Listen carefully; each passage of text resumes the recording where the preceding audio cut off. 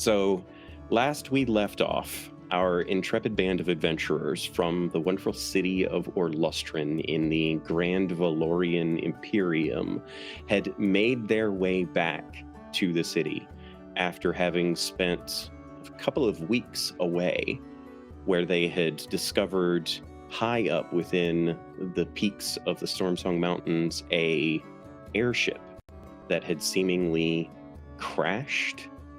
A ship that ostensibly, from their perspective, would float on water that had somehow flown through the skies and found itself crashed in the mountains so far, but not too far, from the city. They discovered a little bit about its origins, a little bit about its previous crew, a little bit about the dangers of the airship and the troubles that it had experienced. There were quite a number of revealing things about all of that circumstance, not the least of which was revealing a few things about themselves on that journey, where they came to understand one another a little bit better. This adventure culminated in them reaching a conclusion of sorts in which they decided that they would at least try to make the ship fly once again. We don't know what that's fully going to entail. They have notes, they have journals, they have manuals, they have an idea of what's in store for them, and they just hope that it's enough at this point. Thankfully for them, the journey back to Orlustrin was not as difficult as the journey away. They were knowing what they were in for. They reached their destination with less trouble, with certainly less bloodshed. Now that they find themselves home, figuratively and literally once again, they've split up into pairs, ostensibly to just rest, recuperate, check on some personal things before they gather back up in the morning. Ian and Andrew, playing the characters of Bren and Violet, found themselves heading back to Violet's barge, trying to perhaps consider some of the potential for what they could do with Vi's barge and using the pieces of it as a way to help them reconstruct some of the damaged portions of the airship, maybe. Wherein they found a note, a worrisome letter from one of the local bakers in town, a Mrs. Withersby, who is a dear friend to a number of the people, including Violet, had apparently been very worried that young Violet had not come to see her as they had pre-planned. Violet, of course, had forgotten all about that in the circumstances of the meteor and leading to the discovery of the airship and the like. And now Violet and Bren are on their way back to see Mrs. Withersby. Adie and Mira, on the other hand, returned home, looking forward to the comforts of their small quaint but lovely little apartment and their good neighbor, Mr. Babineau, whom they had left a note for that they would be gone. Maybe they didn't quite indicate accurately how long they might have been gone, though. And upon returning to said home, they found Mr. Babineau wonderfully happy to see both of them hanging out in his front garden with another known individual to the twins, one Phelan, with whom Mira had previous relationship with, and ostensibly before the venture into the mountains and away, Adie had worked alongside. The status of Adie's job is perhaps a little bit in question, but that's at the back of their minds because they certainly did not expect to see Phelan hanging out in the garden with Mr. Babineau, and the two of them apparently getting along quite well and seemingly having known each other some time in their past. That left them a little bit speechless, but Mr. Babineau insisted that everyone sit down for perhaps a little bit of story time. But we'll get back to that in a bit. I think at this point, we should begin tonight's adventure with Vi and Bren making their way through Orlustran, having left the shallows behind and the barge as well, venturing into the city proper, currently set up on a gondola, leading them to one particular island where Hearth and Home, the bakery that Mrs. Withersby owns, is awaiting them. So, my friends, what are Violet and Bren doing on this probably 15, 20-minute gondola ride?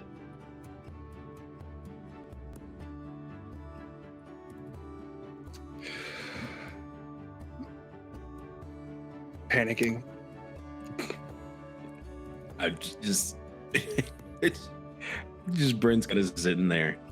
So, should I know what to expect? Is she a pot thrower? She's a pan thrower. No pots. Great.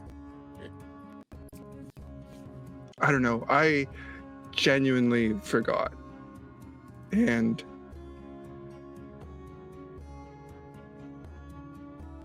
I don't know. I don't know what to expect. Feels like my heart's gonna fall out of my butt. It might, in references, but hey, you better to face it now than to let it go any longer. We can go in there and be like, we just got back. It was crazy. I almost died. Well,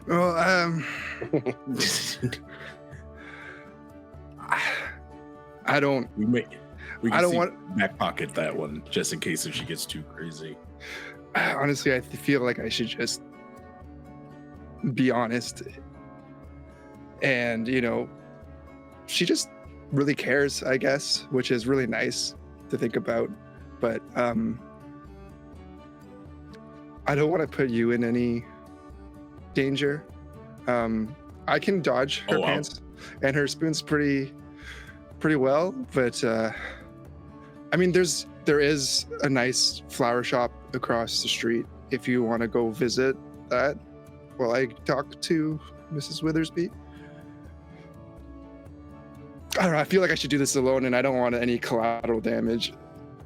There is absolutely no way that I'm gonna that I'm gonna let you do this alone. Just in case. I'll be fine. I just want to make sure that you're good. He's just like look of Bren's face like, yeah, I'll be fine. It'll be fine. It'll be fine. It'll be fine. It'll be great. You know what? She'll be overwhelmed that you're safe, and she'll completely forget about how angry she was a week ago. Yeah. Maybe we should bring a gift. A gift? We got the coin. Half of me is like, that might work. The other half feels like she might be offended that we're trying to butter her up. Honestly, I'm just gonna go in, and I'm just gonna hear what she has to say, tell her she's right, and we'll just go from there. Solid plan. I'm following your lead. Yeah, okay. Sorry. What? Man, this is a long gondola. Is it always this long? I live really far. Yeah, You do, in fact.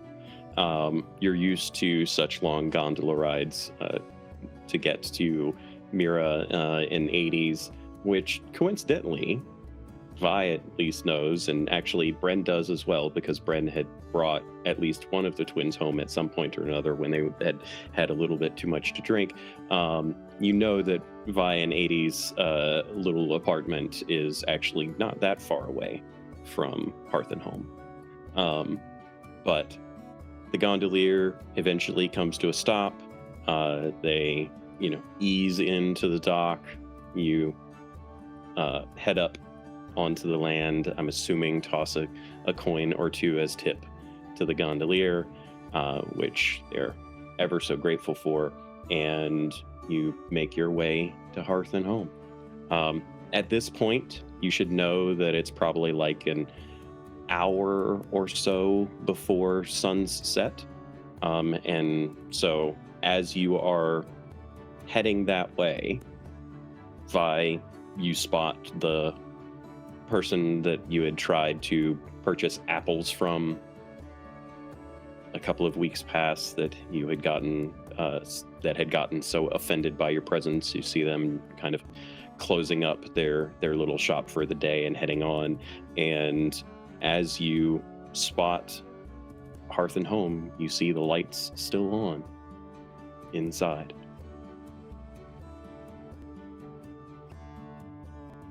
And Violet's heart is like thumping, and it's a very tall building, or it feels even taller than it probably is. And take your time. She's like vibrating, and she'll push the door open. We're not gonna knock. Okay. Oh, it's open. I don't know. You push the door open. Knock on the door. It's a shop. It's not like somebody's house. Like, the door is still meant. I would do it. You push the door open, and as you do, the door clinks into the small bell chime hanging from just above, letting Mrs. Withersby know that someone is here. You can see that you're that there are no other patrons present, and you hear from the back room, "I'll be out now in a moment. You just hang on." And no, she's Southern. And you have to stand there. And Violet doesn't answer at all. Mrs. Withersby is not one, like, she tends to her customers, but they also, anyone that knows Mrs. Withersby knows that they need to be patient. And a few moments later, she comes out. You can see that she's wiping her hands off on her apron, having just finished either kneading some dough or doing something in the back kitchen. And she comes around the corner, and she comes around the edge of her, of the desk, the platform there, the counter. That's the word I was looking for. Comes around to the counter as she finishes drying off her hands, and she looks up at you. And she doesn't say a word. She just stares. I just got your letter.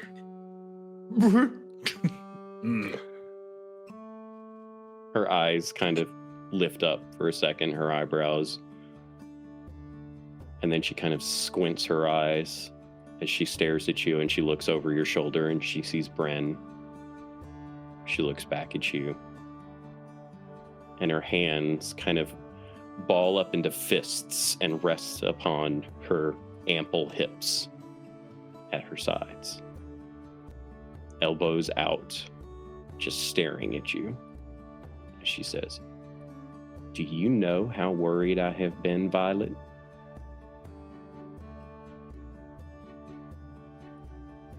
Worried enough to come to my home and leave a letter?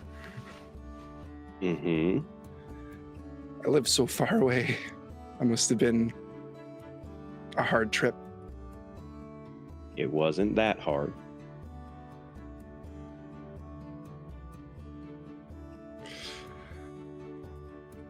This is my friend Jawline that I was talking about before. You know, the farmer where I source a lot of my... Mm-hmm. I'm very familiar with Mr. Bryn. Hello, Mrs. Withersby. Hello. You look lovely. Thank you. Yes, ma'am. Tamara speaks very highly of you, sir. You know that. That's a great honor. Mm-hmm. I like Tamara quite a lot.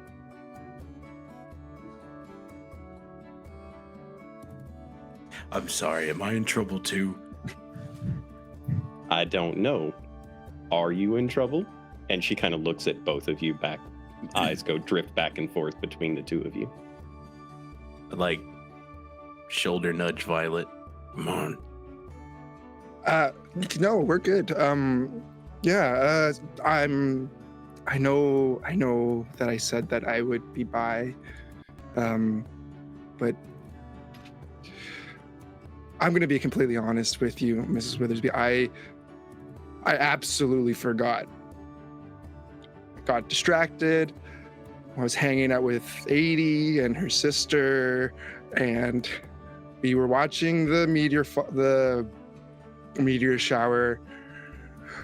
We were having fun. I just completely forgot. And then I went to Brent's farm and we worked together. He's trying to teach me how to live off the land. And I completely blanked. Mm-hmm. And is there anything, Mr. Bren, that you would like to add to this story, as it seems you have been implicated in the circumstances by which Violet has been gone for, well, since the 7th of the month? Oh, God, it's been that long. Oh, jeez. Yes. I agree with everything Violet said. I see. Well, Violet, just so you know, those ingredients that you had asked me to collect for you, for those wonderfully sweet, spicy buns that you were going to be making for me, well, now I have to go and fetch new ones. Now, luckily for you, little miss, I should be able to collect them in a day or two. And as long as you don't plan on going off on some other adventure, living off the land, I think it would be a fine idea for you to come back to me and we can make them together. What do you say to that?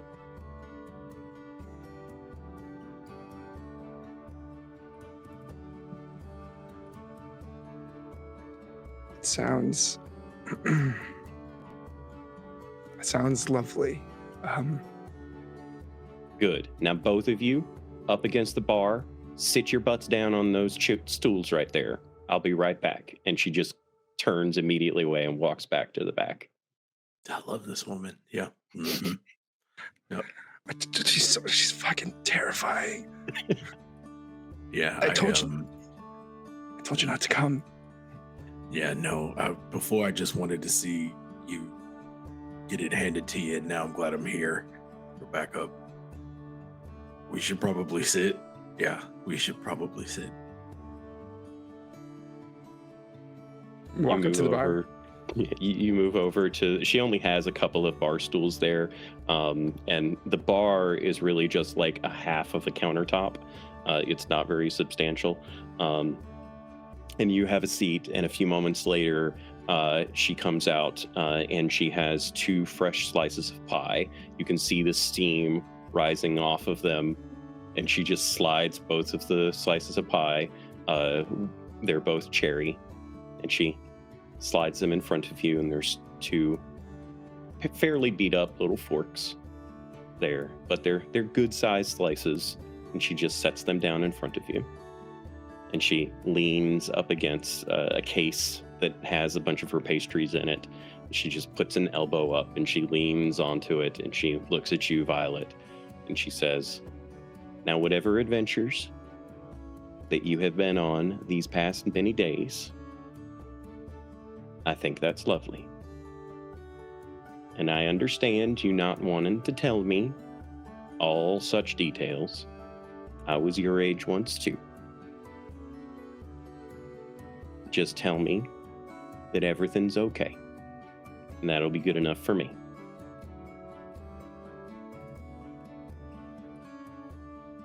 Yeah, everything's great, actually. A lot better than it's been. Good. And she just leans over and she places her hand on your shoulder and she kind of leans you forward and she kisses the top of your head. Now, both of you eat up. You look scrawny as hell. I'll be right back. I gotta finish cleaning up. You eat your pie. And she disappears into the back. It wasn't so bad, yeah. Yeah, she cares a lot, and I think other than you, she's been the only one that's been really around since my parents have been gone. You know, It's good to have people that care. We just gotta be more mindful of them. Yeah. Well, You start digging into the pie. You, of course, have both had Mrs. Withersby's cherry pie before, and it is extremely delicious. The crust is perfectly fluffy and flaky, and it was probably just come out of the oven not 30 minutes ago. So, still warm and delicious. She comes back a few moments later. She has taken her apron off and she hangs it up on a nearby hook, and she goes to the door and she flicks over a closed sign and locks it up. She says, now, what trouble are the twins in? Because I know they're in trouble. You know, I don't know. Probably a lot. We should probably go see, so we can let you know, Miss Withersby, what happened. I think what Bren is saying, we don't know. They were with us, farming, and we were just on our way to visit them. Could we buy the rest of that pie and bring it over? I'll let you take the rest, as long as you promise to give some to that old fool, Mr. Babineau, as well. Oh, absolutely. Yeah. All right, then. I'll box that up for you. Now, Violet, the next message that I leave for you, I'm hoping you answer a bit sooner. If I'm home, I'll try my best. That's all I expect you to do is try. And she looks at Bren and she just kind of nods. A single nod. Yeah. Oh, Miss Withersby, I'm glad we actually got here when we did. I found this by your door, and I assume it's yours. And I just take a couple coins out of my pocket and be like, you gotta be more careful where you leave these things. She just walks over and she just pats your cheek. You are a sweetheart. And she drops them into what appears to be a collection jar for charity on the counter. Just trying to help. And I'm sure you help as much as you can, don't you, Bren? All the time.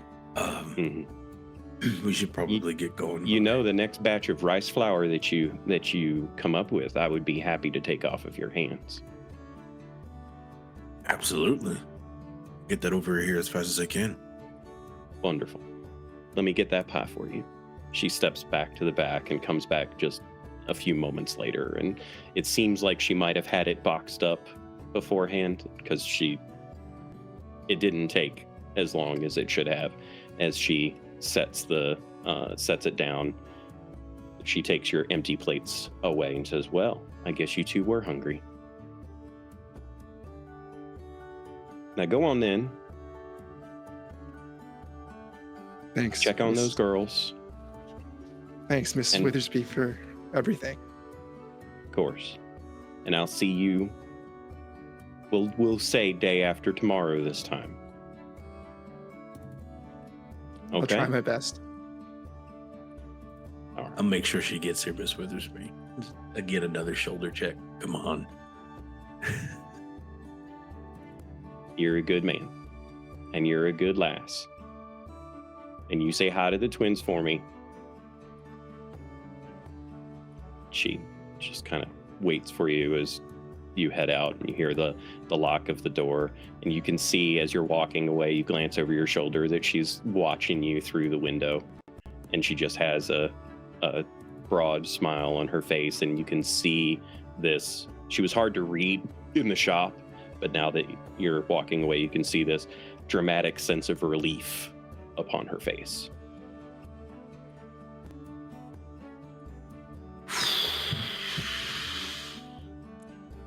Not so bad. No pans, no pots. We made it out. With pie. Oh my God.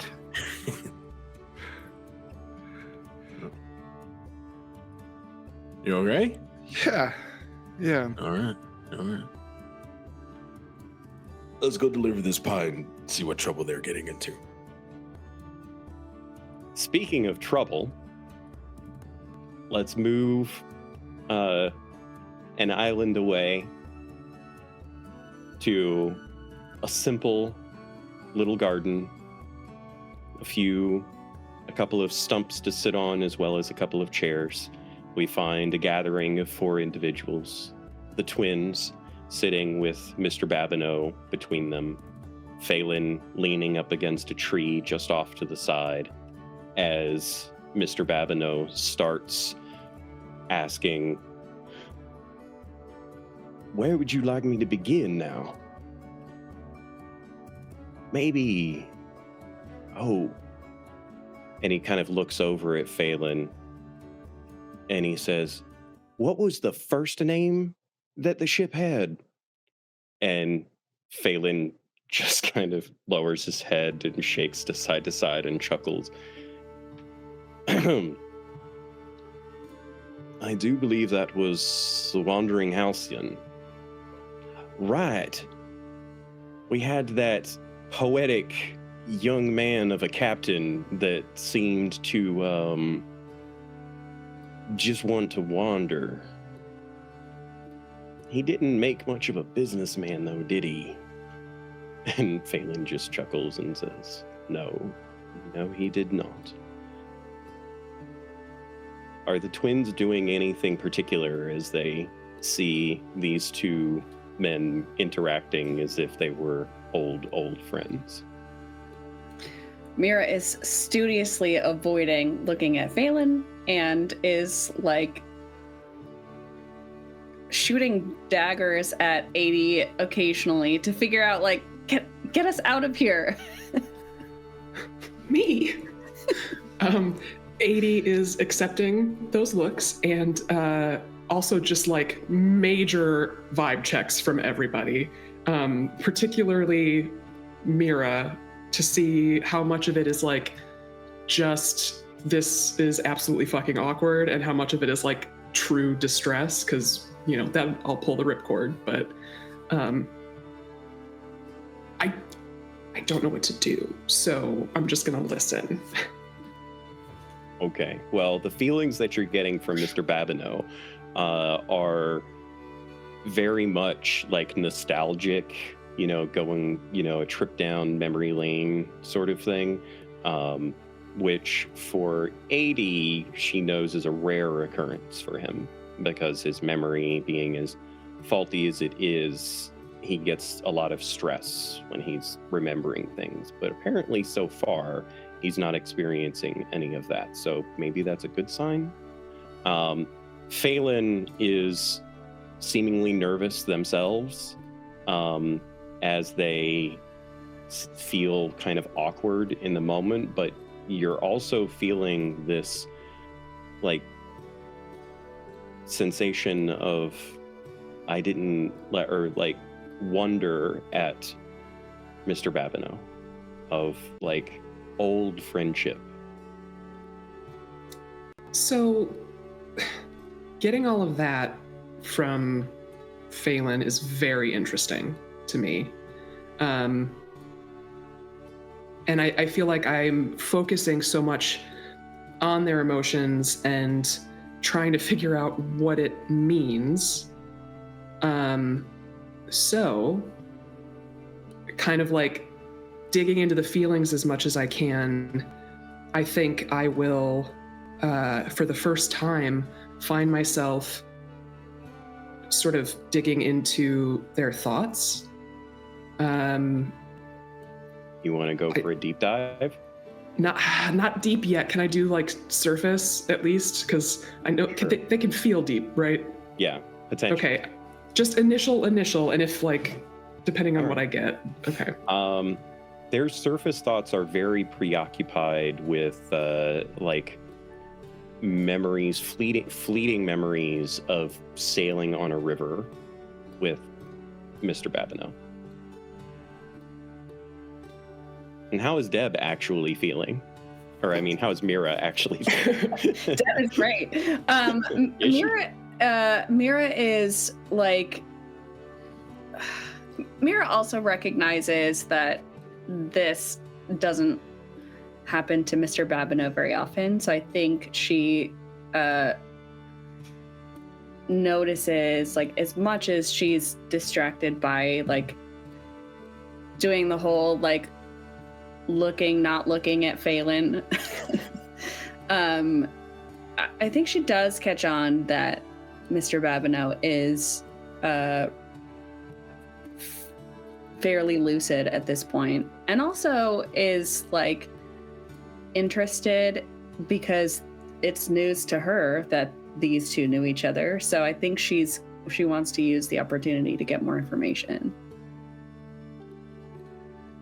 So 80's not feeling the pull the ripcord moment, then I take it. No. Teetering on the edge, perhaps.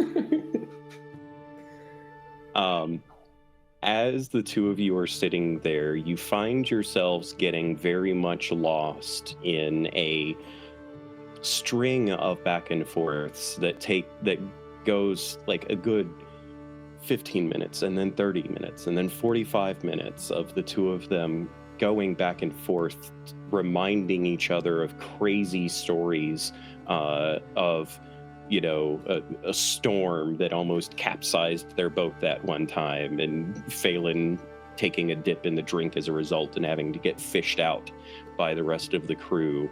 Or there was apparently a brief time where this boat that they had been working together on, you learn that Mr. Babineau, who Phelan only refers to as Babs, by the way,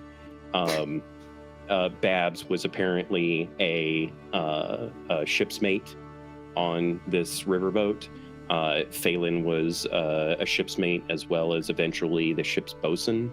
And the ship that they were on changed hands a couple of times, and thus it changed names a couple of times. And there was this brief period of about 7 or 8 months where the ship was named the Emperor's Prick, and had a particularly rowdy captain that was known for a rather bawdry sense of humor and quite a lot of disdain for authority, leading to them having taken on some perhaps less than reputable jobs during that time.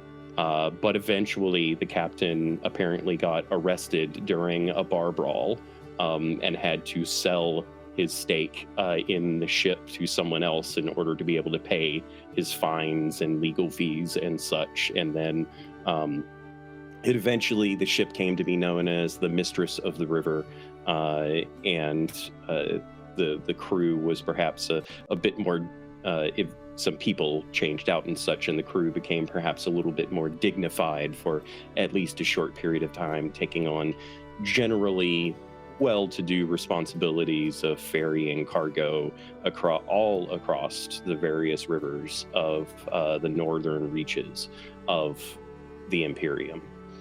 And they have a camaraderie about them. And the surface thoughts that 80 is able to pick up from Phelan are very much in the vein of like remembering things from so long ago. Like when you have the kind of situation where like there's this fond memory from, you know, your childhood, and it just pops into your head because of, you know, having a discussion and the kind of joy that brings you. That's what Phelan is experiencing. Mr. Babineau is experiencing that as well, but perhaps to a little bit more amplified degree, because it's almost like, you know, some of these things are almost like revelations to him that when Phelan will say something and Babineau's memory will trigger and he'll just be elated. And you see him getting very animated as he's in his chair. And, you know, he slaps his knee a few times in laughter as the two of them kind of share stories of what daily life was like for them. And go ahead. You know, this is very interesting. I'm having a lot of fun hearing about your history together. But we are very tired. So I would love, personally, to put my shit down and change my clothes at the very least. Do you mind if we just kip away for a moment and maybe join the two of you back here later, or not?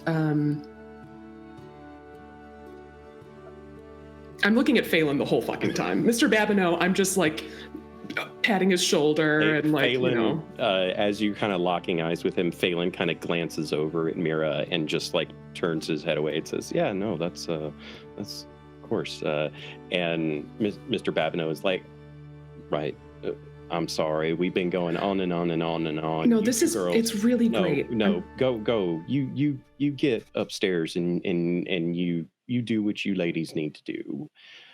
Phelan and I just have some catching up to do. We haven't seen each other in, oh my God, almost 50 years. So. Wow, that is a long time, huh? Well, I'm so glad that you both get to catch up with one another. And I'll get up and give Mr. Babineau a kiss on the cheek and look at Mira. How much sarcasm are you actually rolling into that? Just enough. Hopefully that Mr. Babineau doesn't really catch on, but there's plenty of it. He's too caught up in his stuff. Phelan certainly catches it, though. As I'm saying all of this, I am absolutely like trying to figure out what Mira thinks about this and if running off is a good idea or not. I mean, you've already committed to it at this point. Oh, I've committed to it. Yeah, no, it's happening, but... Mira's like incredibly grateful because the longer this has gone on, the more 80 is feeling like intense irritation and incredible sadness through the twin bond. And so like 45 minutes, Mira's done, and she's like really glad for the exit. And she'll also just lean over and give Mr. Babineau a little kiss on the cheek and just kind of say quietly, "We really missed you. It's good to see you." Missed you too. Now go on. Don't mind us. I'll let Mira go up the stairs first, and I'll follow right behind, but I'll look back to Phelan and just say, "Don't worry, we'll catch up really soon." They just nod. Don't go anywhere, at least right away. It might be very soon. So, see ya.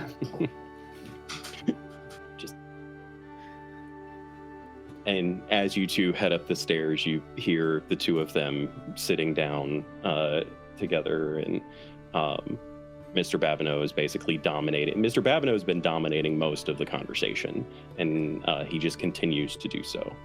Go ahead and give me insight checks, both of you. 80s is with advantage because of her emotional insight and detect thoughts. I'm assuming that she did not deep dive into... No, she doesn't know how yet, I don't think. Like, I don't think that it's, I don't think that it's on her radar. Oh, it's not rolling for me. What does that say on the screen? 80 got a 14, Mira got a 22. Got it, okay. Mira can tell very clearly, given her history with Phelan, that they are like uncertain about, they're feeling uncertain, and they probably are very embarrassed by all of the discussions and everything from before. Oh, that just makes her mad. As Never we mind. as we get back into our place, 80s is gonna toss her bag down like right away and go I guess dust off the kettle to start making some tea. I'm storming around the apartment, like throwing things, and like I throw my bag down and I just storm into the kitchen with you. Okay. What the fuck? That is the question, isn't it? I can't even. I'm speechless. Oh, no. Let's get some speech going. Just lay it on thick. I want to hear it. How old are they? Great fucking question. Brooke's That's age, news. I thought. You know that Mr. Babineau is in his late 70s. Yeah. Cool. How did that never come up? I don't know. Why are they here? I assume it's because we've been gone for a very long time, and I bailed on work, and also But they why care now? about you. Why today? The second we get home. That is a great question. From the sound of it, they could have been stuck talking with Mr. Babineau for days, for all we know. But it is rather convenient timing, if you ask me. Mira like peeks out the window. Yep. You see the two of them still sitting there, and as you see that, you actually see Mr. Babineau's arm like around Phelan's shoulder as they're sharing a soft chuckle between them.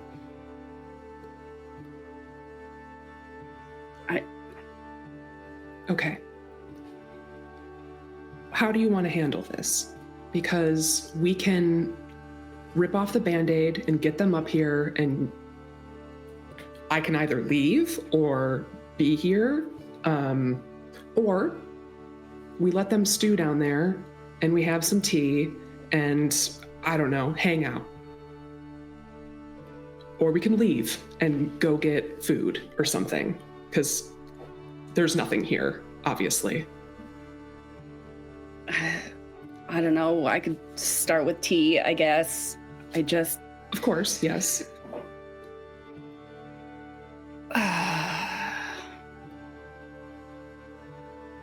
And Mira will, like, as soon as she said that, she sits down for half a second and then pops right back up and storms out the door and back downstairs. Okay.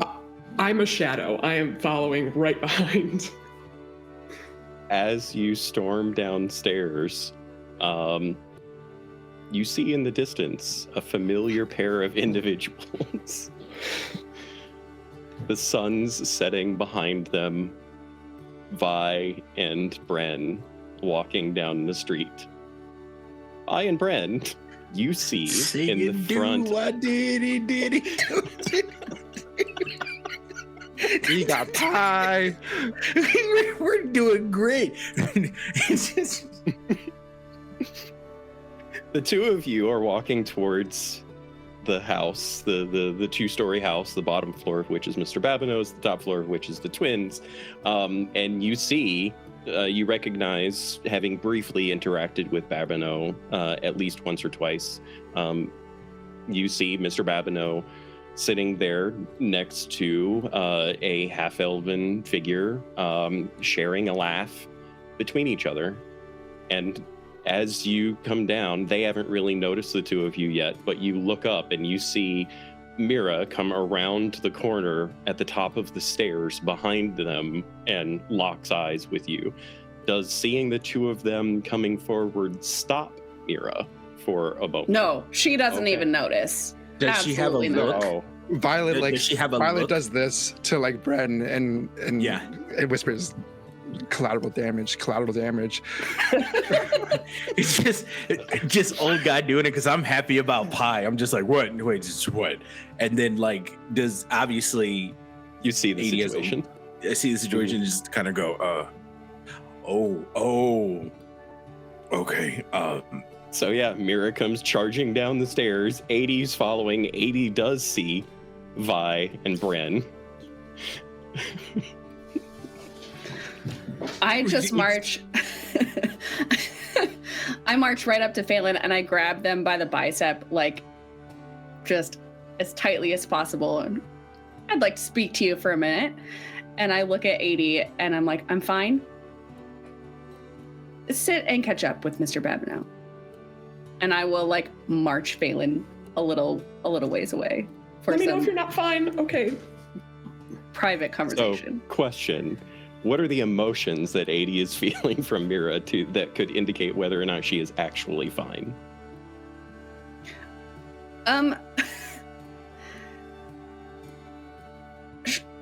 80 knows that Mira's mad, and I think 80 has been around the two of them fighting enough times that she's like, all right, I'll see how this goes, and if it escalates, I can step in. Yeah. I mean, you can handle yourself. That's fine. But if I feel fucking devastation and heartbreak, you bet your ass I'm going up the stairs. They're not going upstairs. I They're did just not walking take down the them street. back. Yeah. Oh, in the street. Yeah. Okay.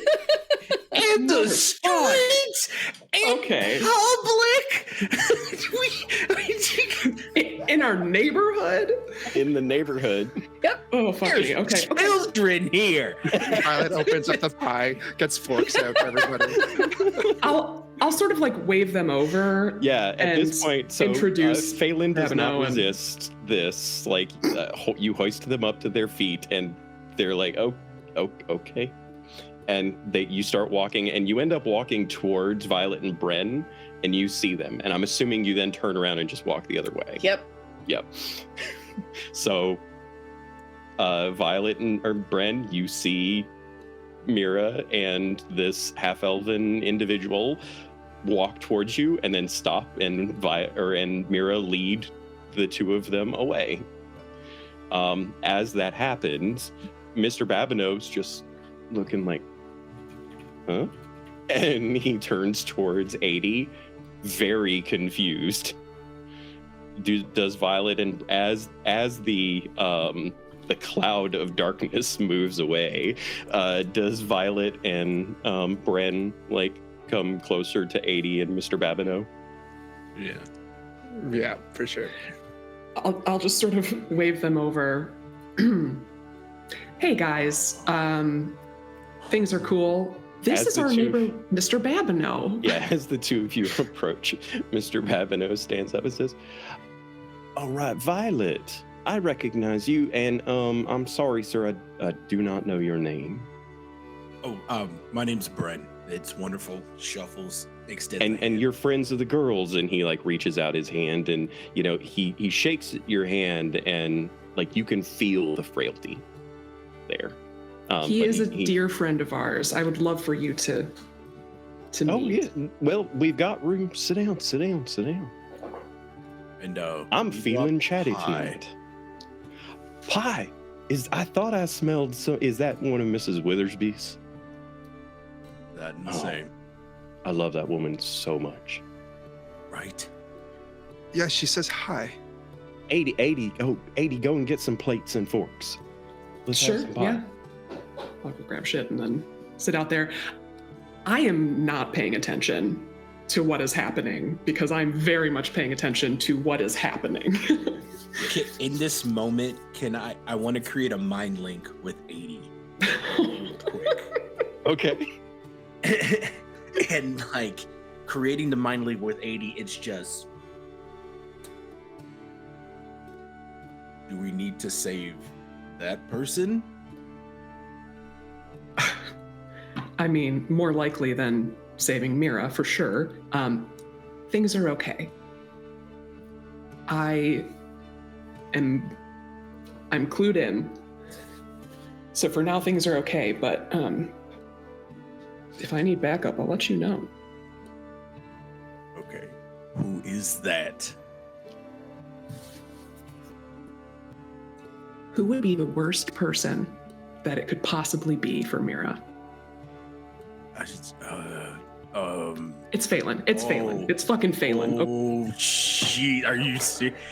In the street? They're just gonna do that in the street? And like in your mind, it just got real loud. Like, we brought pie. And then just leaves it at that.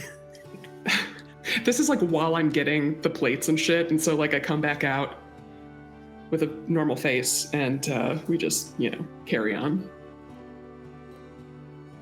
So yes, the four of you sit down and start having some pie. Mr. Babineau starts asking like questions of Violet and Bren and 80 about where you guys have been for, all these days that you've been gone and such, which I'm assuming no one is actually truthful with Mr. Babineau, No. but he doesn't have any ability to really tell when someone's actually lying to him at this point. So yeah, you all end up having just a nice, pleasant conversation over cherry pie. Meanwhile, being led down the street, Phelan isn't resisting, but you can tell, Mira can tell that there's a great deal of tension within them.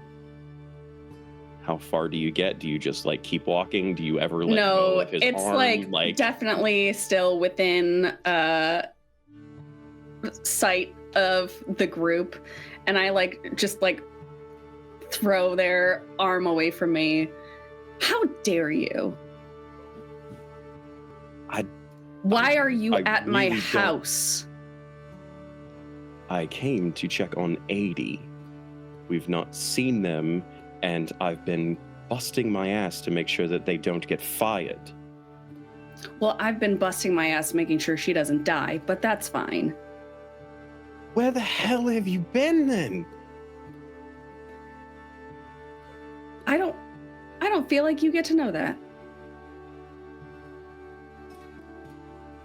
Look, I can see that you are upset at me, and I don't. Who appreciate even it. are you? What the hell does that mean? I don't even know who you are. We were together for a year. And none of this came out? I punished myself for months because I know that I haven't told you everything. But I punished myself thinking that everything that happened was my fault. Look, when we split up, I knew very clearly what your situation was, and you were not able to tell me because of whatever details there are between you and 80. And that's fine. I understand that. I have never once held any blame of you for anything. Yeah. That's rich. I really don't understand the level of malice at this point. And if you have questions, fine. But if all you're going to do is sit there and berate me when I don't know what the hell I'm being berated for, I'll just go back and say goodbye to my old friend. Because it's very obvious that you don't want me to be around. Is that what you're upset about? You're upset about Babs? That's part of it. Whenever you said Mr. Babineau, I did not know that you were referring to Babs. I have not seen him in almost 50 years. I didn't even know he was still alive. And how old are you? I thought you were Burke's age. I don't know why you would have thought that. And I'm pretty certain that it doesn't really matter anyway. But if you must know, I just had my 80th birthday a month ago. Jesus. What? Did you tell me anything about your life? I think we talked at great length about the difficulties that I have with my mother. Talked a fair bit about the various odd jobs that I've had over the years. Just the bits and pieces that were important. You never seemed to want to talk about the serious things. You never seemed to want to go into detail about each other's past and each other's history. I tried to keep things light and fun because, generally speaking, I consider myself a light and fun person. That's what I was focusing on. I thought we were having a wonderful time of things until it started to go downhill so rapidly.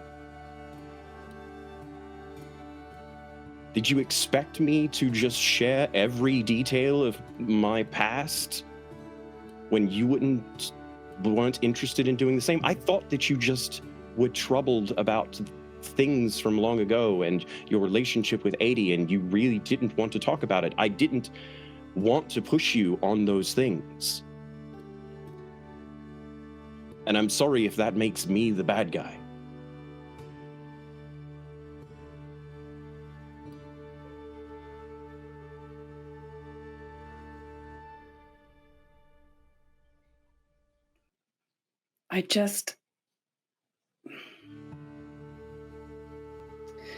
It's been a long couple weeks. I didn't expect to come home and see you on my doorstep. I didn't know you were even coming home. None of us knew where you were. Babs did an amazing job of saying that you had a family emergency, which I didn't know whether to believe or not.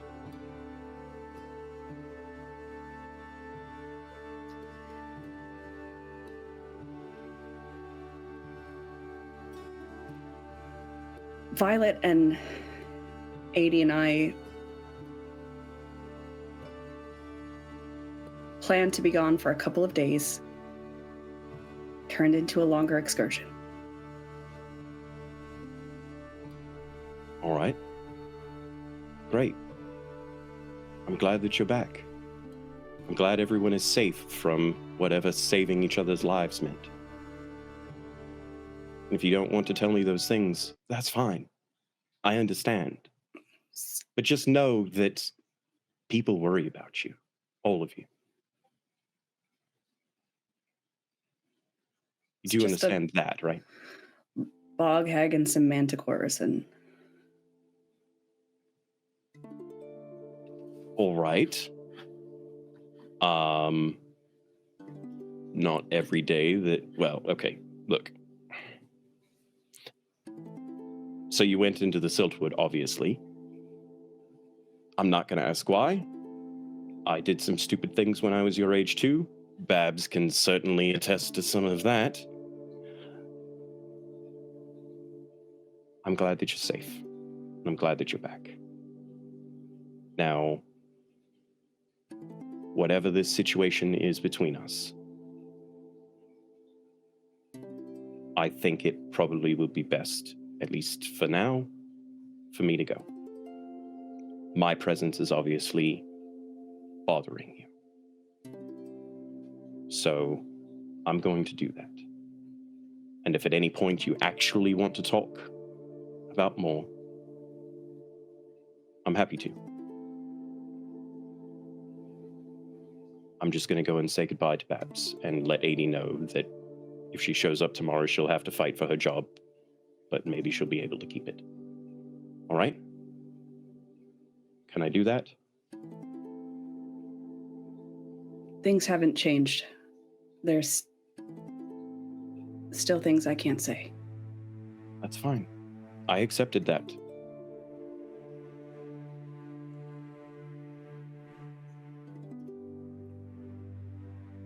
It's not just malice.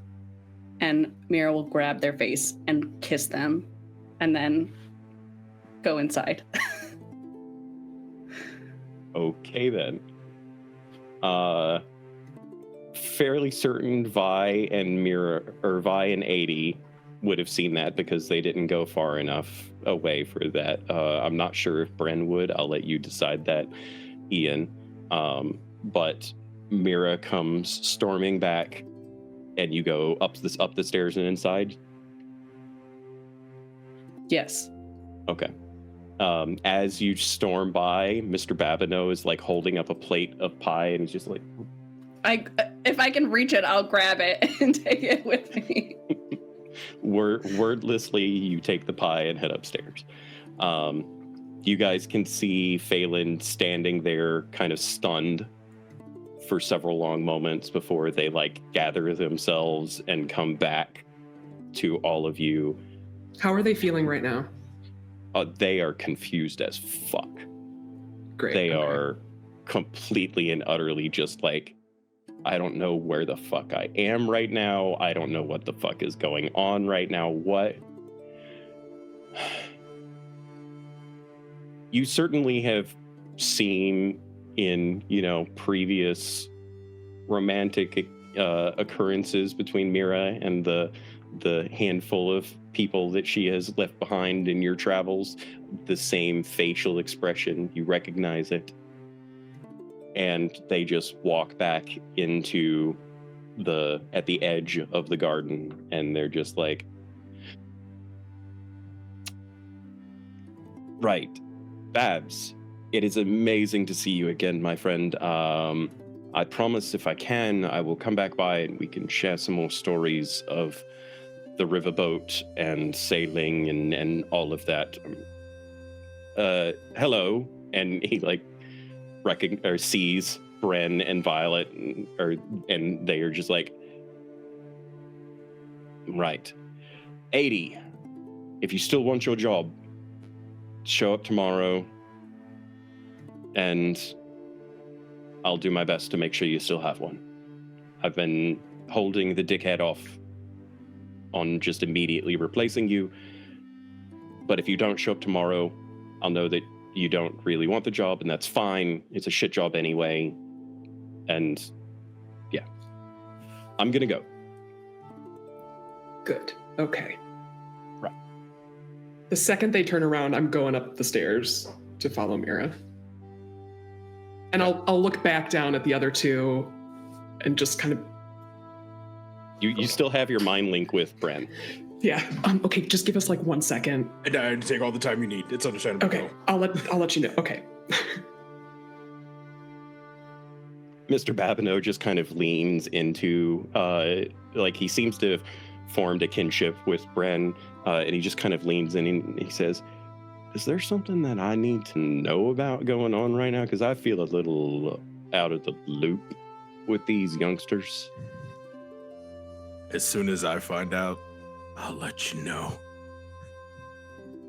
All righty then. Pie? And he just continues eating pie.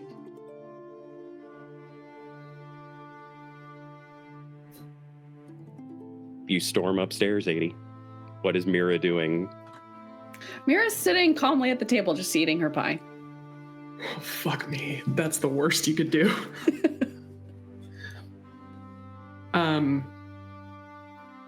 80 walks in, sees that happening.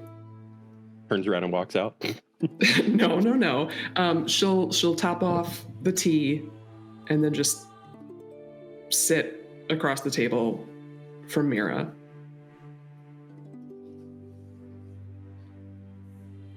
How'd it go?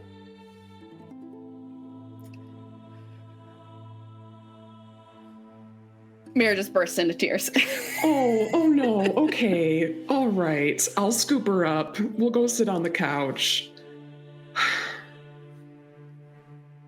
Do you want me to have words with them? No. Do you want me to tell them? I'm okay with it if you're okay with it. It's not like we're gonna be here. No. Okay. I don't know. What can I do? That's really good pie. Yeah, I didn't get any. Oh, and I'll like feed you. Oh, fuck, that's so good. Okay.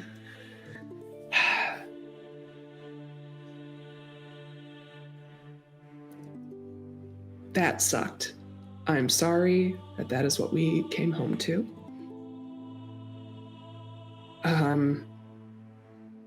For the record, I don't have a job there anymore. I am shocked that they tried.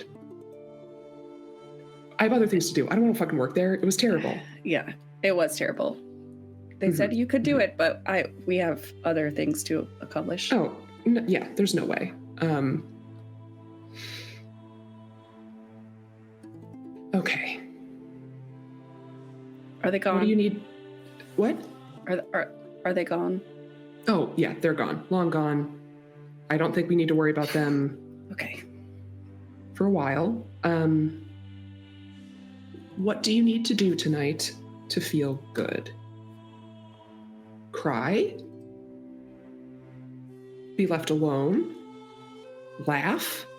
Our friends are down there talking to Mr. Babineau. I can send them off if you want to just, No, no. Do you want to get drunk? A little. Yeah. Yeah? That feels Okay. reckless. We're reckless now. Yeah. Come on. Whatever you want to do. Do you want me to bring them up here or do you need more time? Give me half a second. I'll come down. Okay. Just a slow creep in the back of your mind. Because Brent still has mind link up. He's like, Oh, God. we can get drunk if we need to. I'll just think back to them. 10-4. I'll be coming down in a moment. Just keep talking to Babs. Before I go downstairs, I love you the very most. Everything is going to be okay. Even though it's not right now. But it's going to be great. You're great. And I'll kiss her head and I'll go downstairs. As you Hey, come guys. downstairs, I will say thank you to the Dirty Rollers for coming in with a raid. Welcome in, Heck Raiders. You have joined just in time to see Deb role-playing her ass off, or having just finished role-playing her ass off and picking up the pieces, emotional and probably physical as well. And we're picking things right back up with 80. As you come down the stairs, you see Violet and Bren and Mr. Babineau, aka Babs, sitting there. Babineau is just laughing about something that was just said. He just was telling you a story of like his first tattoo or something like that. Something, almost hard to believe. One of those like tall tales. Is Grandpa really? Did that really happen? Sort of. Babs sort is of tatted deal. up? I didn't know that. So you mean to tell me you sat for 8 hours straight as somebody took a single needle and just poked at you while on a boat? I don't know if it was 8 hours or not, sir. There was a lot of intoxication involved, and I might have lost a little bit of time from that. And as you come down, he just kind of looks up at you and says, "Oh, 80," and he holds up a plate with a slice of pie on it. Thank you, Mr. Babineau. I will take it and shovel a very large piece into my mouth because I'm so stressed. And then I will just look to Bren. Hi. Will you go get us some alcohol and maybe some like food, just a little bit, and I can pay you when you get back? Mira just took enough time to splash water on her face, and she like came down and she's like, "Oh, we're not staying here. We're going out." You know what? We're going out. Okay, Mr. Babineau, thank you so much for the pie. I shove the rest of it in my mouth and like through the pie. We're gonna go out. I love you. Okay. I'm just glad to see the both of you. And he old man stands himself up, reaches out to Bren. Bren grabs his hand and helps him up to his feet. He goes over to Violet and he scoops Crowbar off of Violet's lap, who had basically just consumed Violet's lap, and her legs were probably falling asleep. But he scoops the cat up, gives them a scritch, and says, "Well, you youngins, you have fun now." And he grabs the box that still has a few remnants of pie in it, and he starts making his way inside. That guy's really nice. He's a very, very nice guy. He's the best. If you guys want to toss your shit, that's great. We'll do a house tour later, but we're going out. Mira, you pick the place. I'm buying. I'm also more than happy to turn into a bear and go bite that guy if we need to, or that person. I think I did enough for today. Yeah, you did. 80, did you... What were they feeling? Did you... I shouldn't ask. That's... No. It's okay. Do I want to know? Probably, yeah. So it was really fucking weird. They were so familiar with Mr. Babineau. We saw it, right? But they're really good friends somehow. Skip, I don't care about that. Skip. Okay. Sorry. So they were very confused by everything. Sheepish, I would say, could be said. I think also very specifically, this was crazy. It was really just radiating at me that they thought you look amazing, but that's a given. And I don't know. They were freaked out. We were freaked out.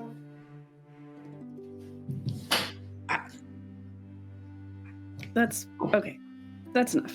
Good. Yep. As we walk to wherever we're going, I will link arms with Mira and just lean in and say, "I saw that kiss, by the way." I don't want to talk about it. Perfect. Okay, we won't. Didn't happen. Let's get drunk. Vi and Bren are just 2 steps behind you guys. They both look at each other. Oh man, I feel like we got off easy. Very much so. We at least brought pie, so there's that. Much appreciated. We absolutely needed it. How's Mrs. Withersby? She's fine. She's good. Okay. You're alive, so that's promising. Yeah. Did she throw no pans? Pans? No pans? We got pie. Yeah. She's so nice. Yeah, I'll have to go see her at some point. I mean, if you're not going to go back to that job, Mrs. Withersby will always give you a job. That is wonderful. I feel like I shouldn't take anything on at the moment. We're a touch busy. Yeah, no, that's fair. I just don't know how long we'll be around for. Yeah. You know what? That's not what we're talking about tonight. Not at all.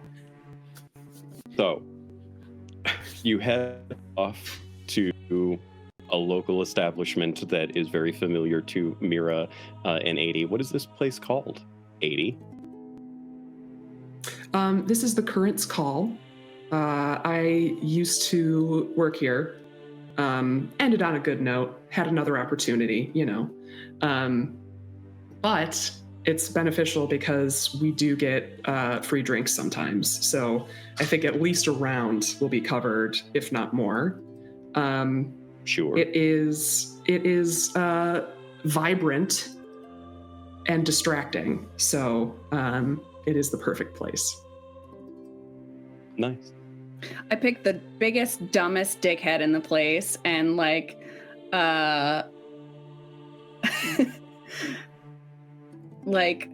get into this conversation about how much I can drink and challenge him to a drinking contest. She's fine. Bren, don't worry.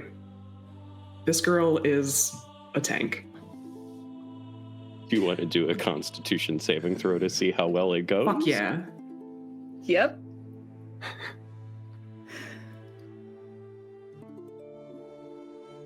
$18.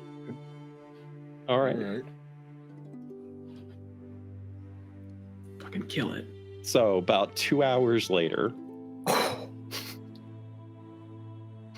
what have the rest of you been doing while Mira is obviously getting completely and utterly shit-faced?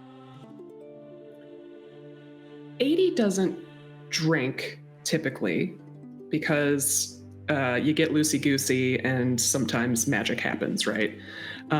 Hey. So she'll be like, you know, sipping on some mocktails or whatever, vibing with the other two while Mira just goes to town. Okay. Carefully paying attention to exactly how drunk she gets and like how she's feeling. If she starts to get like super sad and drunk, we're done. But right now, 80 knows when to cut me off. right now she's in like the super competitive mode, and I love that because it's very confidence building. So yeah, just watching. Until the crash. What are Violet and Bren, anything in particular during this? I think Bren's getting there. Because it's like, Yeah. it's like, you know what? I'm going to cut loose a little bit. So, Hell yeah. What is Bren's drink of choice? whatever the Ysterra equivalent of whiskey is. Whiskey, probably. Whiskey? Probably whiskey. Yeah.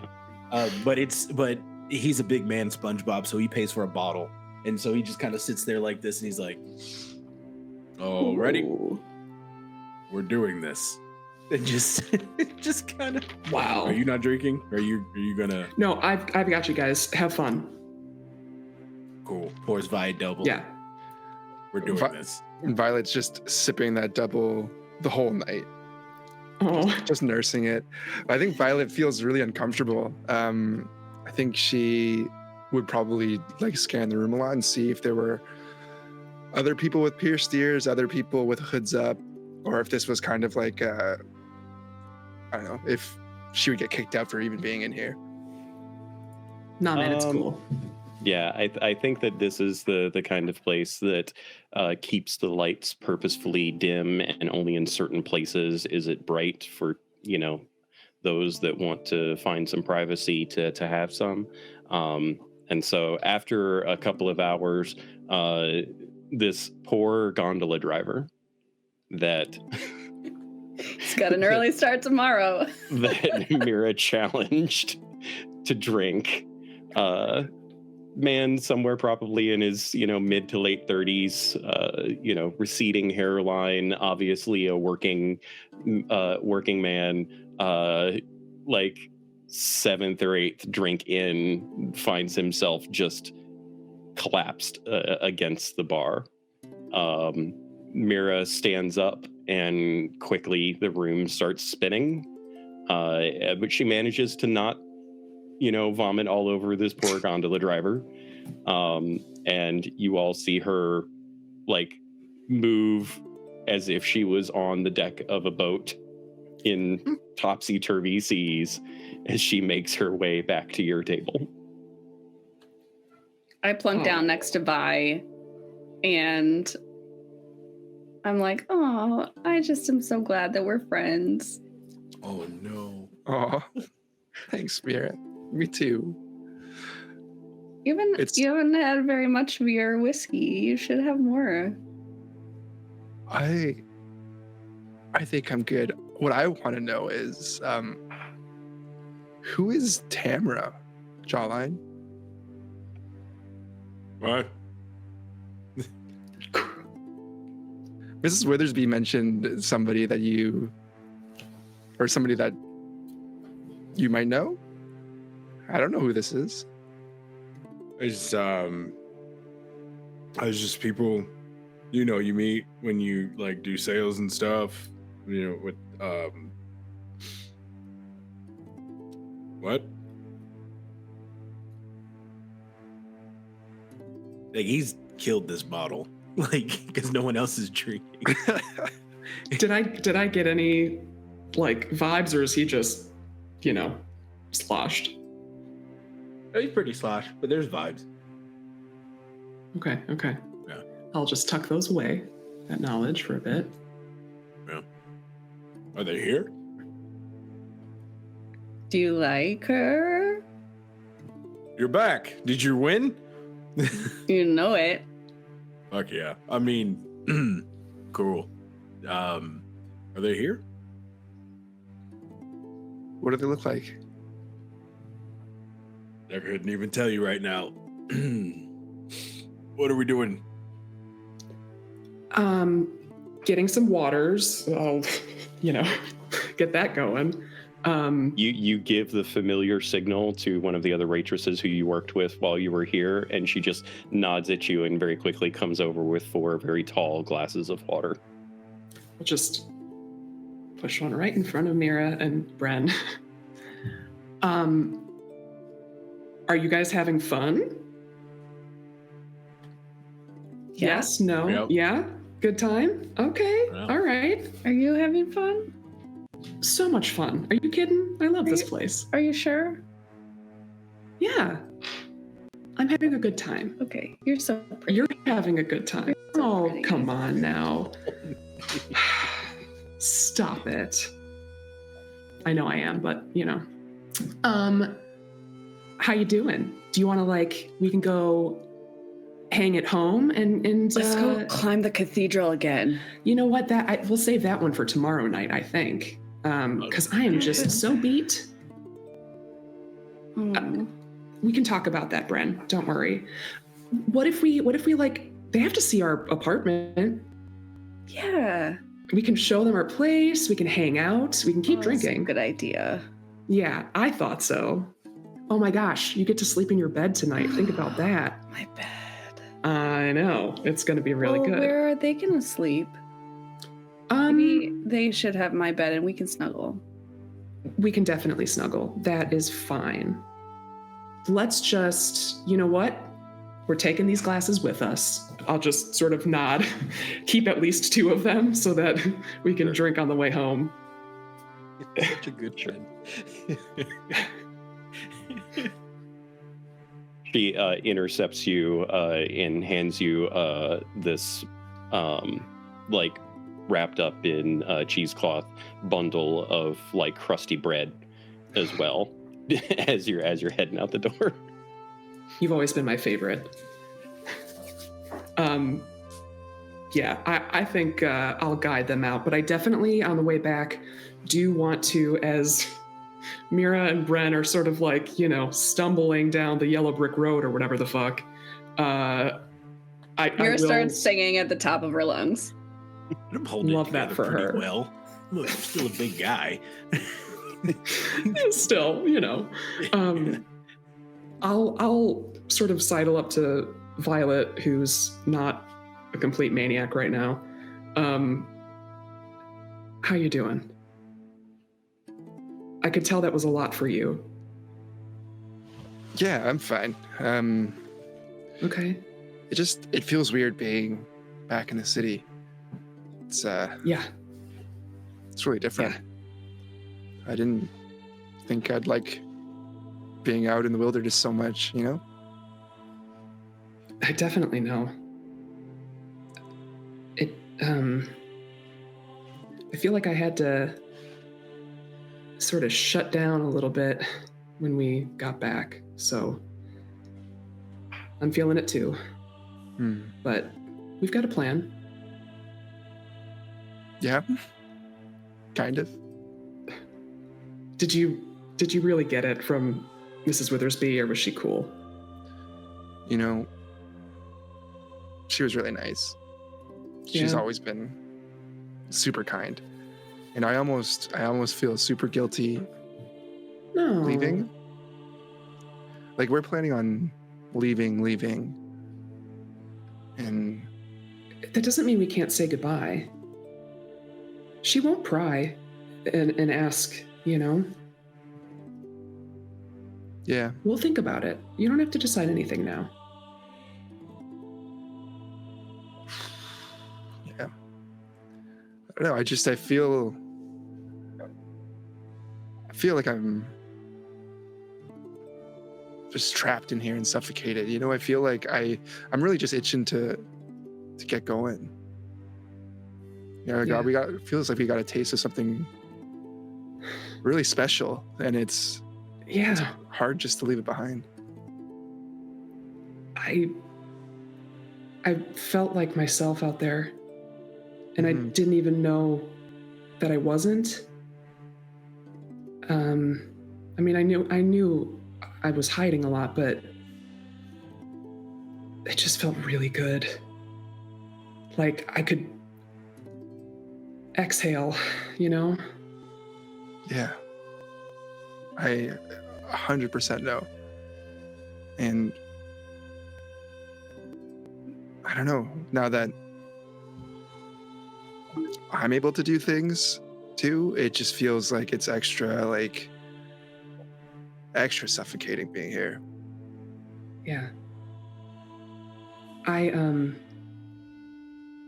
still have a lot of worries. I still have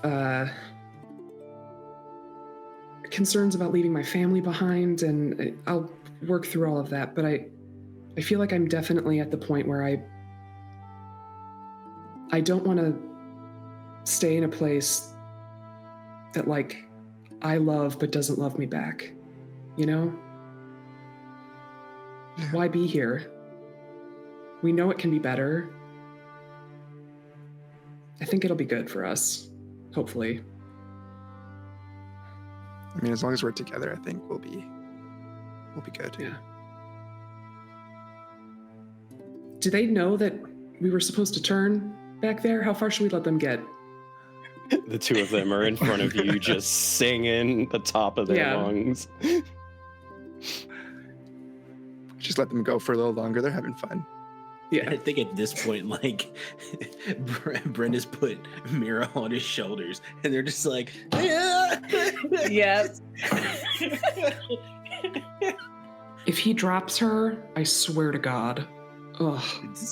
It's singing the equivalent to "Come On, Eileen" very loudly. Oh man. Mira's sturdy. She'll be fine. She'll be fine. That's true. That is true. Hey, where do I live? Hey, where do we live? You kind of went the wrong way. We gotta back it up. Oh yeah, that way. Yes. Come on. What do you think Tig is doing right now? Oh, Tig. Oh, no. What? I'm sure they're having a great time organizing. They love it up there. I'll start handing out hunks of bread to them. Hey, your water's still pretty full. I dare you to drink it all. I bet you can. There's like this wet spot on Bren's shoulder from the bit of water that is missing from the glass. Mira has drank none of it. Yeah. For a second, his eyes go wide, and he looked at 80 and goes, "She didn't throw up on me, did she?" You're good. Drink that right now. Eat the bread, drink the water. We're going home. Bren, you gotta, sort of turn around. We gotta go back. You're doing great. I'm drunk enough that I'm gonna grab Bren's ears and try to steer him. Oh my God. At that point, like, I don't think he realized it, but he just wild shapes into a black bear. And so now you're sitting you're riding a bear and you're directing him. He's like, yeah, in the streets. Oh God. In the streets. Okay, thank God we're not. Giddy up, bear! Go. Giddy up! Oh my God. It's just a wild bear running with the person. Oh my God. One of you please roll a d20 for me. Fuck.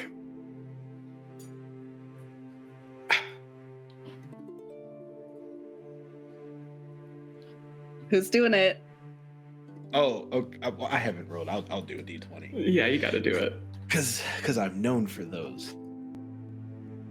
18. 18. Nice. Okay.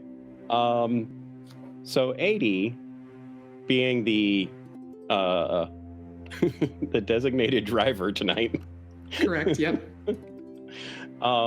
You spot someone that turns down the street heading towards you all as Bren is charging away from you in bear form with Mira on his back.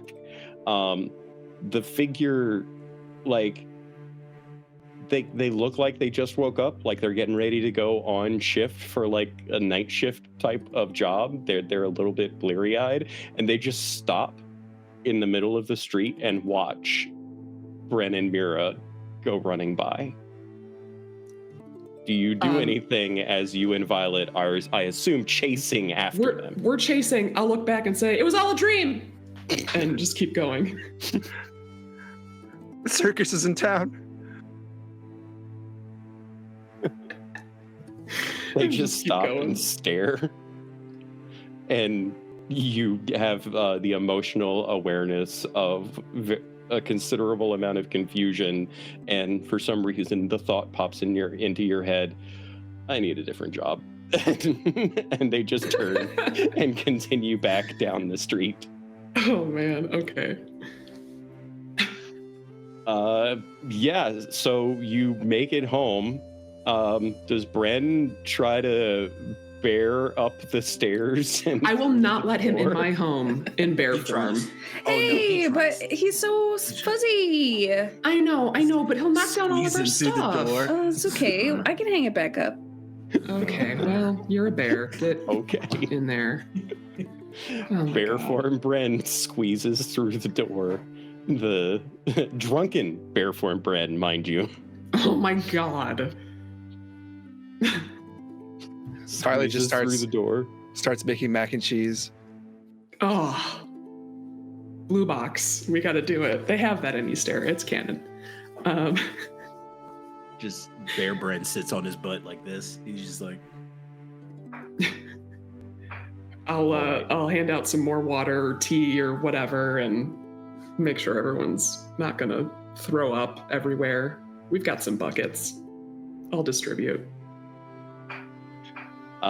Does anyone have any particular role-playing moment that they would like to have with another player this evening, or shall I narrate us through this drunken revelry? I think 80 would just take a lot of care tucking Mira in, while also being like, Are you gonna throw up? It's okay if you have to. No, I'm good. I'm Okay. good. I'm good. Awesome. You're really. There's a bucket. You're really spinny. Oh no. Okay. Well, let's just lay down. Everything will be good. I assume that she'll like flop onto my bed, and I'll keep her on the outside where the bucket is. Take off her shoes, get her all nice and cozy, water on the nightstand, and just sort of curl up behind her because I think tomorrow's going to be an interesting day. You do that. You come back out into the main room to find a bear butt sticking out of the kitchen, with its head stuffed into the pantry, rooting around. Bren.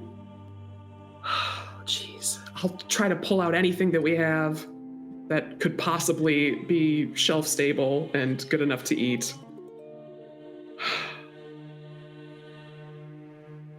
Thank you for the mac and cheese. It's exactly what we need.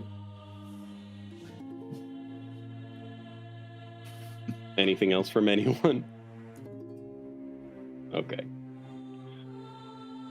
You settle in for the evening. What sleeping arrangements, or are there any particular sleeping arrangements that Adie corrals her drunken and far too sober for their own good friends into? I would definitely set Vi up in Mira's room. Make yourself comfortable. You know everything's good. Bathroom's there. If you need anything, wake me up. You're good to go. And then I'll go out.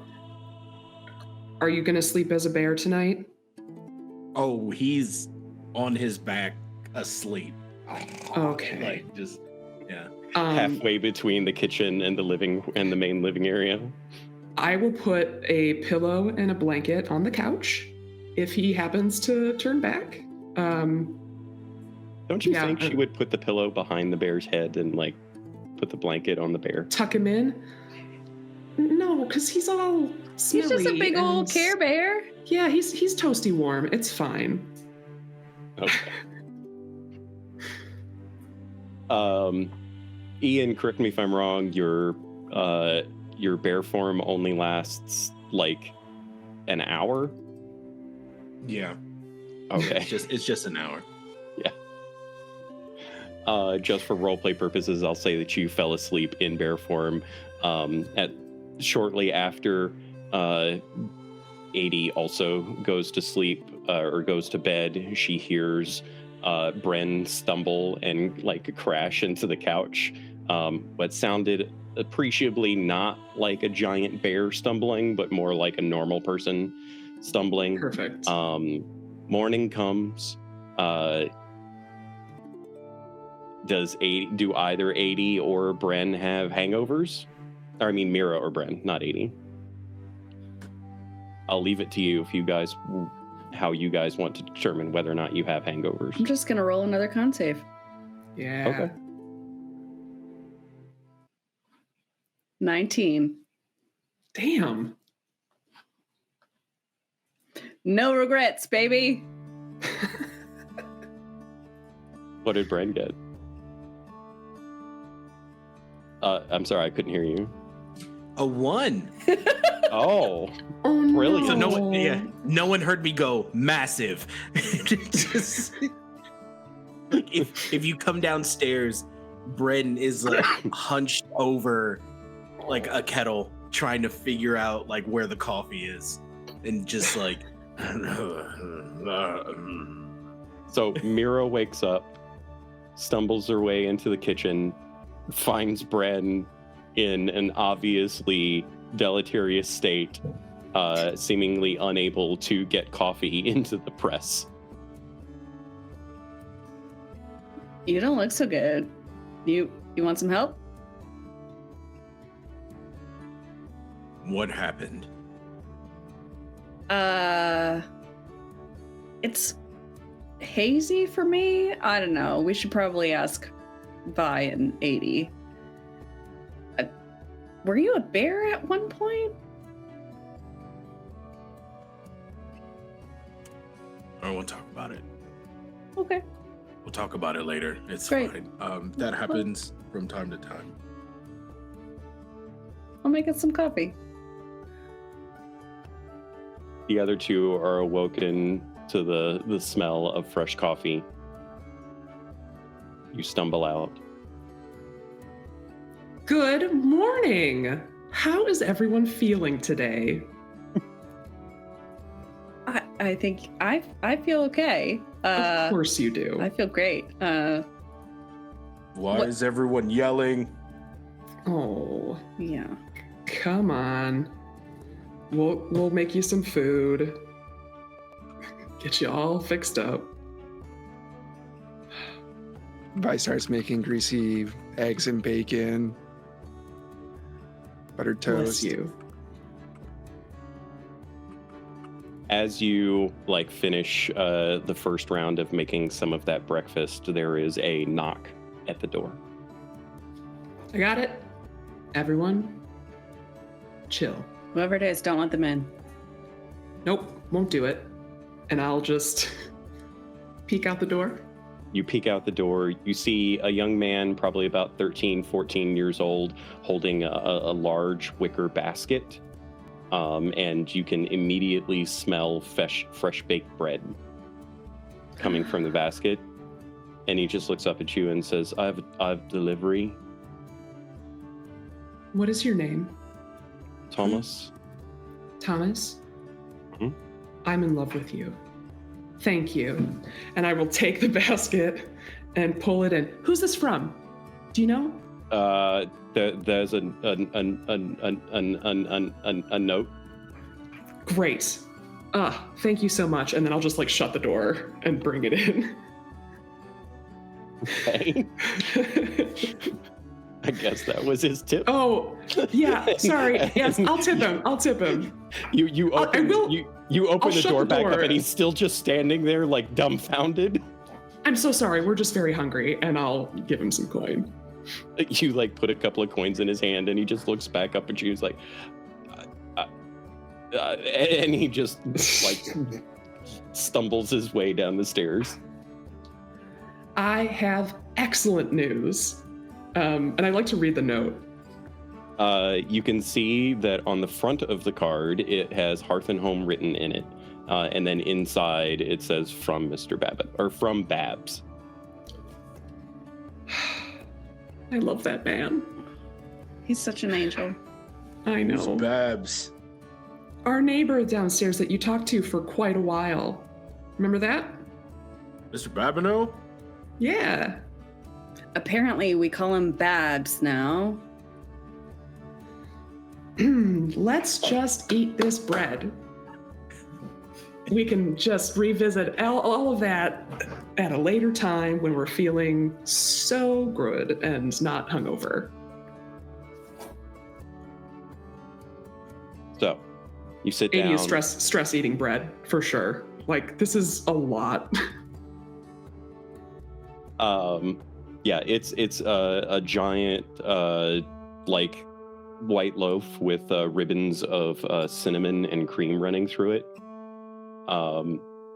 And you sit there and enjoy a bit of breakfast quietly, no one really wanting to bring things up, but eventually the meal finishes, or at least one of you finishes, and there's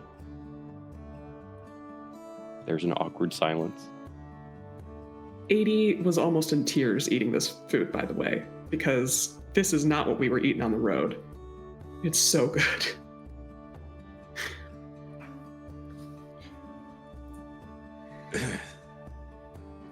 So, Yeah. We have business to attend to. oh my God, what day is it? How many convocations have I missed? You quickly do the math in your head and you figure that you've missed at least 3. No. Wait. I hand her more bread. we there's a lot of things that we need to figure out. The first, Are we gonna talk about your street spot? yes or no right now. Who's whatever what? it is, your streets bet. I remember that. Oh. Yeah, There's I'd like to know. I only got to watch. I don't have any context. It was very animated. What do you want to know? All of it. She wants to know all of it. Are you kidding? That's my ex-lover, and we broke up, and I thought that we broke up because of me, and the fact that I couldn't tell them about 80s magic, and turns out they were keeping secrets too, like knowing our downstairs neighbor and being fucking 80 years old. So yeah. I look at Bren with that piece of information just to see what his reaction is.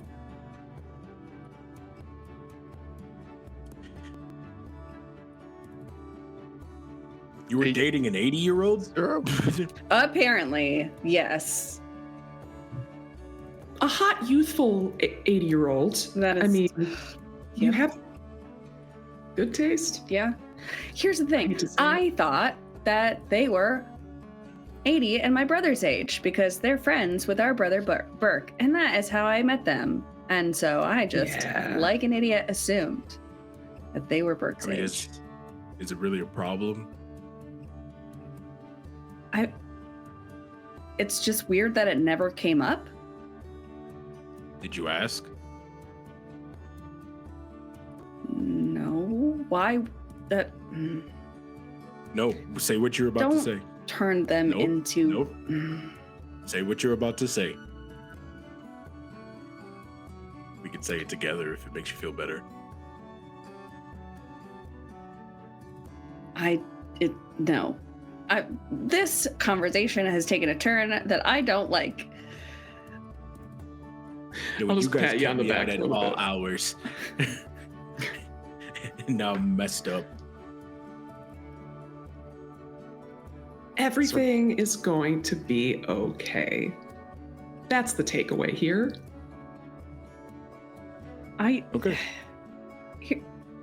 We broke up because I thought that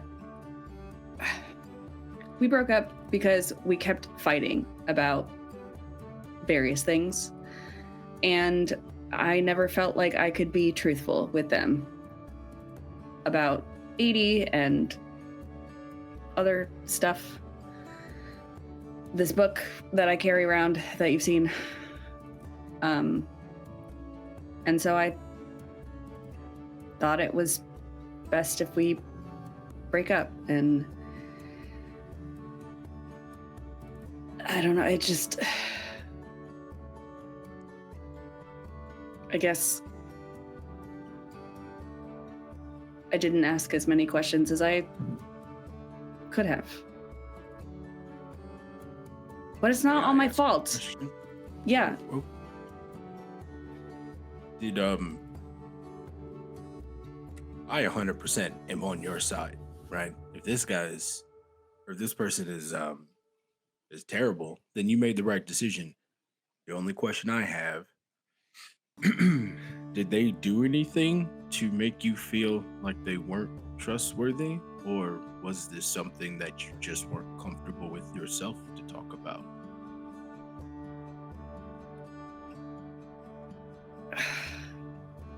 No. 80 has told me over and over again that I can just tell them, but you tell one person and suddenly 15 people know. I mean, yeah, some people are like that, but was this person like that? Not what I know of them. Is it because you didn't ask enough questions about them?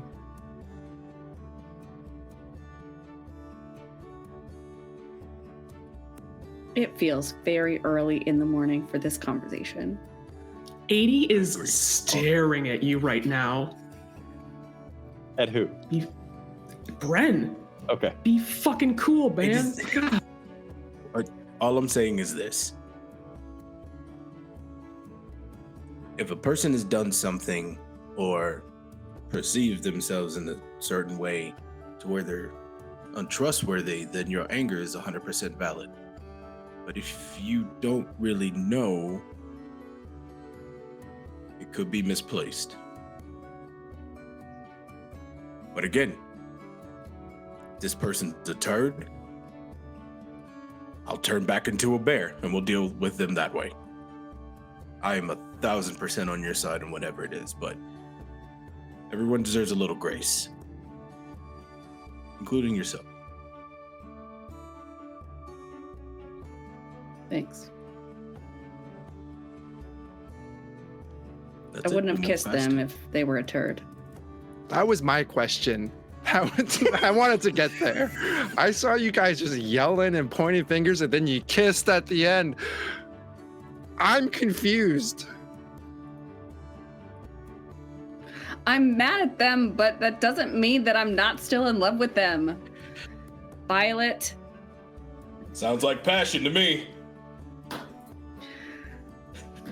I think have the things passion to is why do, she didn't and I'm ask for gonna go storm into the bathroom and take a shower because I am done with this conversation.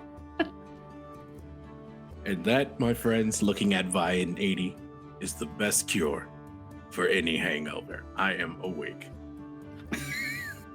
Wow. I'm very tempted to smack you, but also thank you. I think this was something she needed to explore. Don't you fucking tell her I said that, though. That's the problem, 80. You won't tell her. That's why she does these things. I mean, she's perfect. Don't talk about her. Just No, you are 100% right, because that's what sisters do. That's what siblings and family do. They Hey, man. protect them. we've had conversations, okay? There has been tough love between us. A lot of tough love, but just this is like a very delicate thing. Like, she was fucking ruined. Yeah. So I just have concerns for all of this. Muscles only get stronger when you break them down. That's all I'm saying.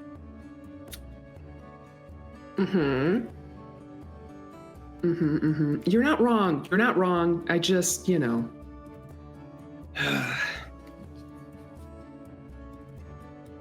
Would you actually We have turn into a bigger bear problem. and kill them? Oh, well, kill them? No, but I would scare they would scud themselves very bad. It would be a huge pile in their pants.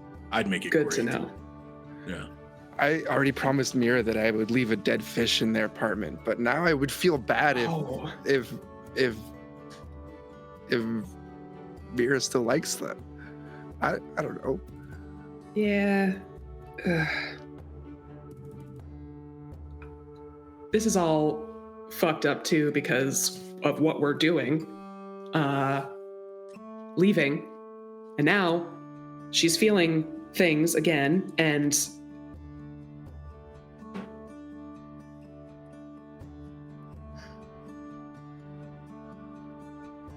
Doesn't that person know how to sail a boat? don't you fucking dare. That's your Bren? job. That's your job. That's on you. But I'm just saying, Are you serious right now? Like, actually, are you actually serious right now? we're gonna need the help. This place is full of people who have been on boats and know how to work a boat. And you're suggesting the one person that could really make this potentially a terrible fucking time. I'm suggesting the one person that we 100% know has the experience, and the one thing that we talked about when we said that we would look for other people to help us is people we know and people we trust. and as much passion as I saw storm into that bathroom, it's there. Oh, for fuck's sake. Okay. I'm not having that conversation today. It's not happening. Today. No, not today. But Okay. you are going to have that conversation. You're not my dad. Ow. I'm kidding. It's just, you're so fucking right, and I hate that I'm just trying to help. so much. I know you I'm are, just trying to help. and I love you, but fuck off, man. I'm sorry. No. I've met my I'm sorry. quota for the day. And he just leans back in his chair. I'm good. I look to Violet. It's the worst idea, right? Like that's a no-go, right? Please tell me it's a terrible idea and that I don't even have to broach the subject. It's not. God damn it. It's not the worst idea, but we don't know very many people. I don't know anybody. Yeah. Well, fuck. Okay. You know what? It's fine. We're not talking about it today, so I don't have to worry about it. What are we doing today? Mira has the list and the plans. Okay. We can wait. I'm just gonna take this cup of tea to my room, and I would prefer not to be bothered for at least 20 minutes.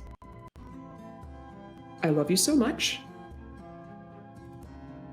I love you so much. And she will just walk to her room and sit staring at the wall, just fucked, occasionally sipping the tea. Because this is happening. Bren looks at Violet and goes, I think that went well. As well as it could have gone. But now that it's just us, who the fuck is Tamra?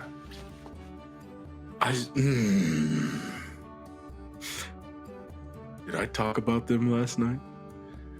A little bit.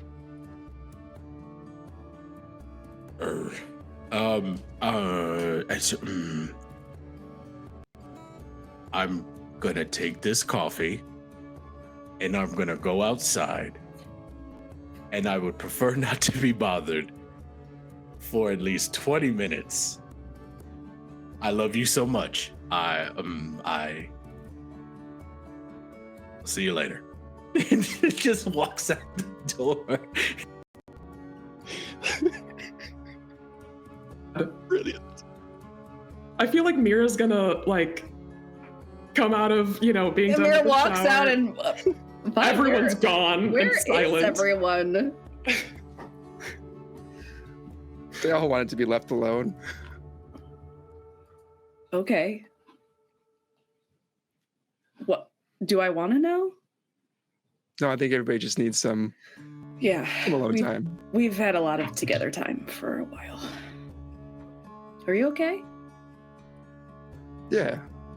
I mean, compared to everybody else, I think I'm okay. That's good. Feels like I've really shared a lot in the last 10 days, and now whenever I ask a question, it seems to get really shut down pretty quick. What would you like to know? How do you feel about Phelan joining us?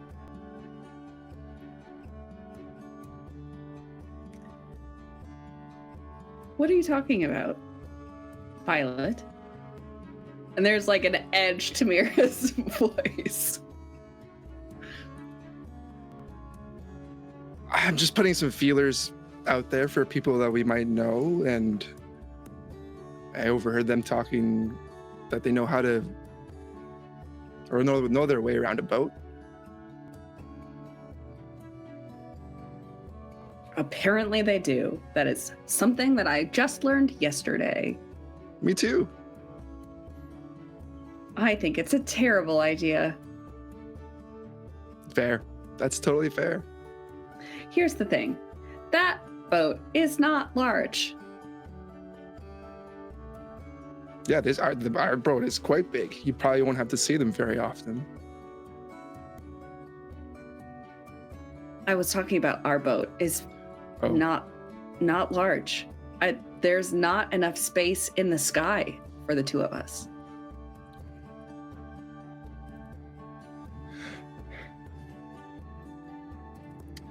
Mir, it's really clear to me that you still like him. And do you really want to just leave them behind? I mean, if I had the chance to bring Fig with me, I would.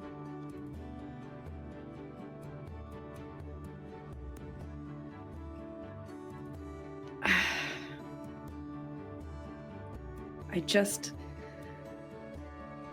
don't know that it would be a good idea. It didn't end well. And I just can see a situation where one or the other of us would end up over the side.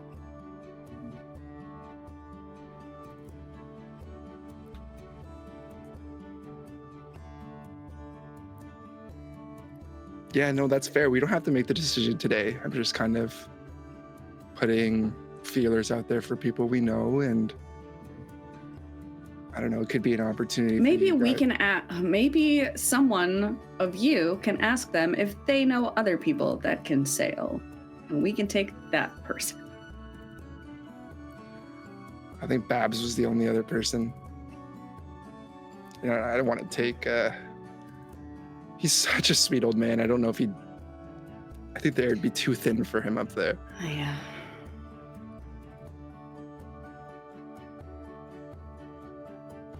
I'm not saying we have to do this. It could be a cool opportunity for you guys to work on your communication skills. It could be win-win. I don't know. Fun for the whole group.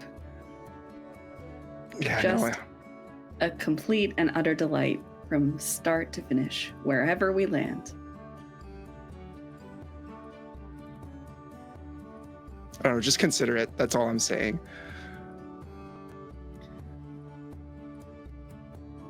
I will try to want to have an open mind about this. Hey, that's all I can ask.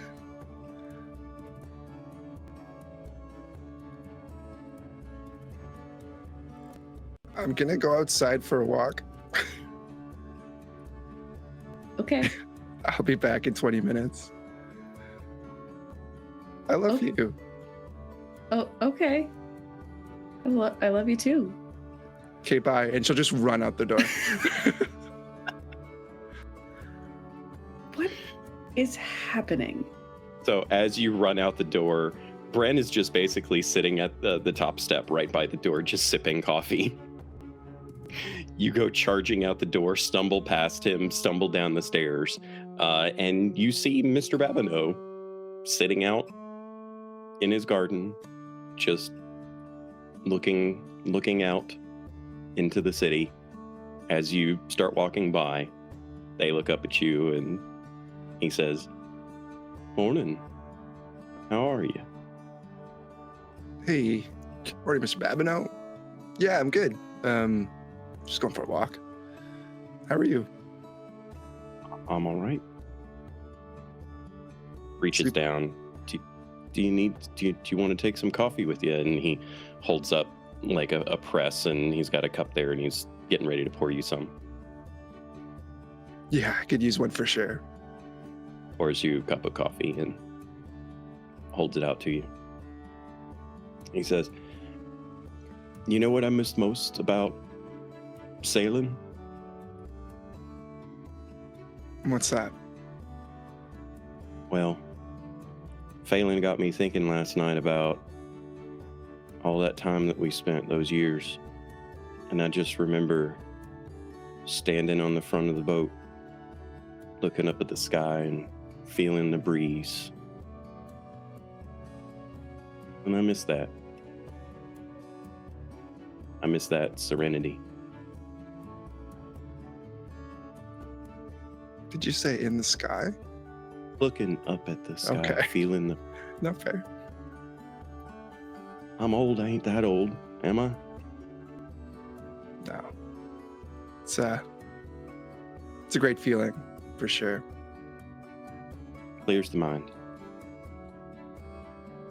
You Yeah. go on that walk, though. Thanks. And Bring the cup back. You bet. You head off. I think that's a good spot for us to end tonight. Everybody taking a break, taking their 20 minutes, so to speak. Thank you so much, everyone, for joining us tonight. I hope that we get to see you all again next week as we continue the story, maybe coming down a little bit from the dramatic highs of tonight's episode. We'll see you again next week.